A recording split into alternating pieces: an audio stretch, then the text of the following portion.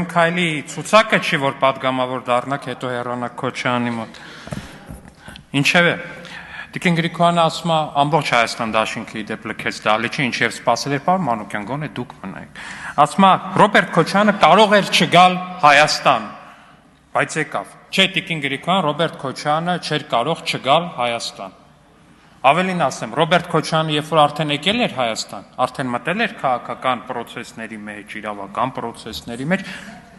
խնդրում էր, որ իրան թողեն, որ ինքը գնար, ասում էր, պրաշու, ձեր աշխատանքային լեզվով ասած, պրաշու обеспечить мой плавный выход из этой ситуации։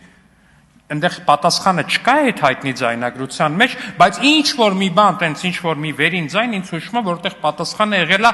նետ։ Ու դուք այդ նետի բերումով է, որ հիմա ստեղ եք, մեկու մեջ գալիս եք դահլիճ, խոսում դուրս եք գալի արագ, որ հանկարծ պատասխան չլսեք։ Դուք այդ նետի պատճառով է, որ ստեղ մեկ եք ստեղ ներկայացեք, իբր թե դուք բան տենց վեհանձնաբար, չգիտեմ ինչ, բաների պես էլ են հալածված ընդդիմադիր առաջնորդներ են ելնում, նրանց պես վեհանձնաբար եկել եք ինքնական որոշում եք կայացրել, դուք ինքնական որոշում չեք կայացրել, որտեղ դուք այդ ինքնական որոշումը կայացնելու հնարավորությունը չունեք։ Դուք այդ հնարավորությունը ծախել եք վաղուց։ Շատ վաղուց եք ծախել, հարկելի գործընկերներ։ Պարոն Մանուկյանն է գնաց, ասում է